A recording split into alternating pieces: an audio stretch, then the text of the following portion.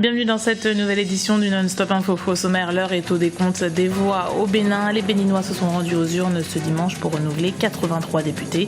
Des élections législatives qui se sont déroulées dans le calme selon les observateurs sur place. L'annonce de la candidature du président sortant Pierre Nkurunziza déclenche des manifestations au Burundi ce dimanche. Les opposants se sont heurtés aux forces de l'ordre. Des affrontements qui ont fait 2 morts dans la capitale Bujumbura.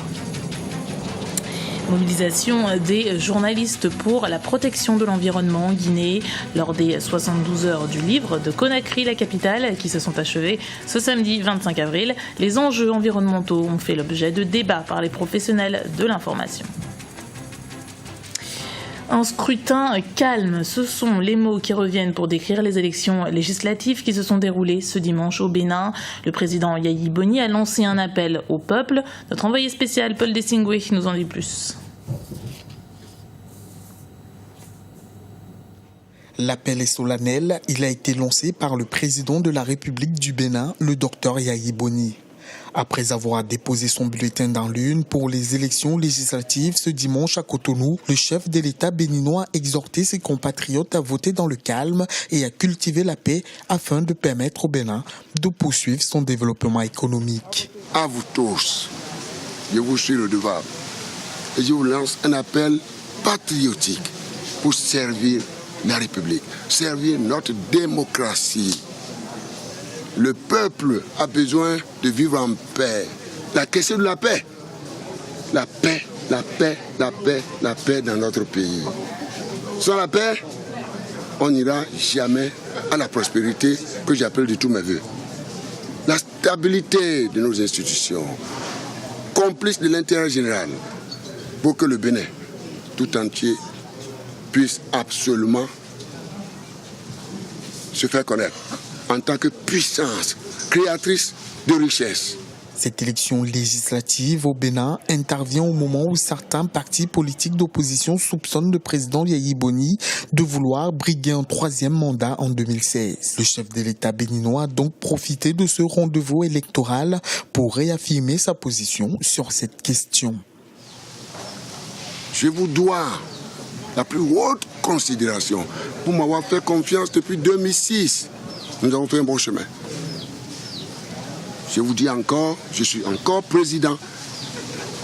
Mon mandat constitutionnel court toujours. Mais je vous rappelle, aujourd'hui, je ne suis pas candidat, vous le savez bien. Et je ne serai candidat à rien. Mon nom ne figurera plus dans aucun bulletin dans l'avenir.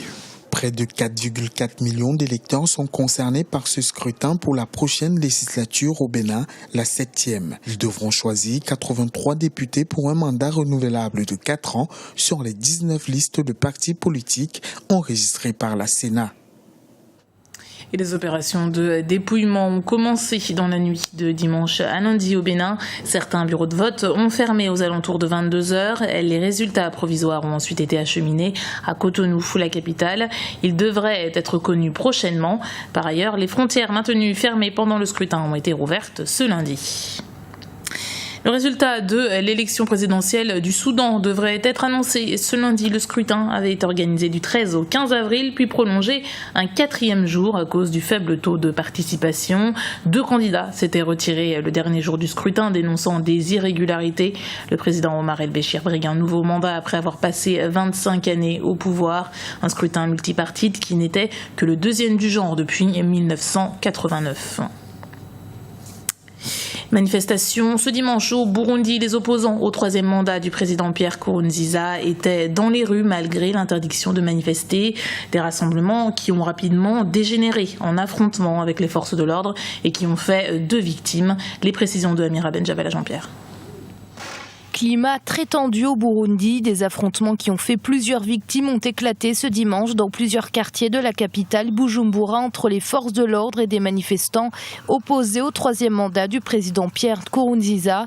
Le chef d'État a en effet été investi ce samedi 25 avril, candidat du parti au pouvoir, le CNDD-FDD, à l'élection présidentielle du 26 juin.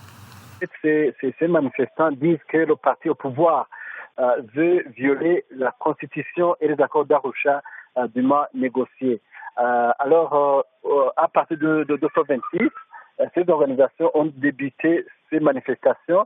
Et pour le moment, on signale qu'il y a des personnes qui sont déjà mortes et d'autres blessées du côté des manifestants et du côté aussi des policiers. Avant même l'investiture officielle du président Pierre Nkurunziza par son parti, l'opposition avait annoncé qu'elle mettrait tout en œuvre pour contrer son 3e mandat. La poursuite des manifestations est donc quasi certaine. Observateurs et population craignent de nouveaux débordements. Le mouvement de manifestation continue jusqu'à ce que le président Nkurunziza renonce au 3e mandat. C'est ça le message de ces organisations et certains partis politiques se trouvant dans l'opposition. Ils disent qu'ils vont continuer la manifestation jusqu'à ce que le président Nkurunziza renonce à ce 3e mandat. Au-delà de l'opposition et de la société civile burundaise, l'Église catholique et même la communauté internationale avaient fait savoir leur désaccord avec le 3e mandat du président Pierre Nkurunziza. Ils avaient mis en garde contre les risques que cela faisait peser sur la stabilité du pays, plongé dans une guerre civile de 1993 à 2006. Première édition de la journée nationale de commémoration de l'esclavage ce lundi 27 avril au Sénégal, un jour prévu depuis 2010 par la loi sénégalaise, une législation qui reconnaît la traite négrière comme un crime contre l'humanité. Thème de cette année, de l'esclavage à la colonisation, bâtir une mémoire apaisée. Une plaque dédiée aux victimes du commerce triangulaire dont le Sénégal a été une plaque tournante sera dévoilée ce lundi. Et puis journée mondiale de lutte contre le paludisme ce 25 avril sous le thème « Investir dans l'avenir, vaincre le paludisme ». Le Sénégal, à l'instar de nombreux pays, a aussi célébré cette journée. Le pays a noté des avancées significatives dans la lutte contre cette maladie. Reportage de notre correspondant Eladjine Ndiaye. Chaque année, environ 600 000 décès, dont 90% en Afrique, sont causés par le paludisme. Au Sénégal, le paludisme est en net recul et l'on parle même de préélimination de la maladie. La journée mondiale de lutte contre le paludisme, célébrée ce samedi 25 avril, a permis au ministre de la Santé du Sénégal de tirer un bilan satisfaisant en ce qui concerne la lutte contre cette pandémie. Le bilan est dans différents domaines. Dans le domaine de la prévention du paludisme, nous avons une diminution très importante. Nous sommes partis il y a à peu près 20 ans d'une prévalence à peu près de 35%, c'est-à-dire une personne sur 3 faisait un paludisme dans l'année. Et aujourd'hui, nous sommes à 3%. Cela montre vraiment qu'il y a eu une nette diminution. Mais nous avons également une diminution dans la mortalité, puisque les médicaments qui traitent le paludisme à base d'artémisinine sont partout dans le Sénégal et sont donnés gratuitement. Nous avons également une qualité dans le diagnostic. D'autres pays du continent ne sont pas en reste dans cette lutte contre le fléau. En 2013, selon l'Organisation mondiale de la santé, la région africaine a enregistré environ 163 millions de cas de paludisme, dont près de 528 000 décès. Entre 2000 et 2013, le nombre estimatif de cas de paludisme de la population à risque a diminué de 34%, tandis que les taux de mortalité liés au paludisme ont reculé de 54% sur le continent. Malgré ces résultats, les pays de la région ne sont probablement pas en bonne voie pour atteindre la cible fixée par l'Assemblée mondiale de la santé pour 2015, qui consiste à réduire de 75% la morbidité et la mortalité liées au paludisme.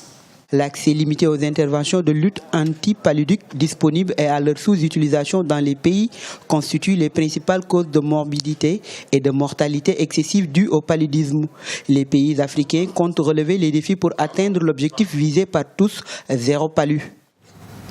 En Guinée, les 72 heures du livre se sont achevées ce 25 avril. Le salon était essentiellement consacré cette année à l'environnement.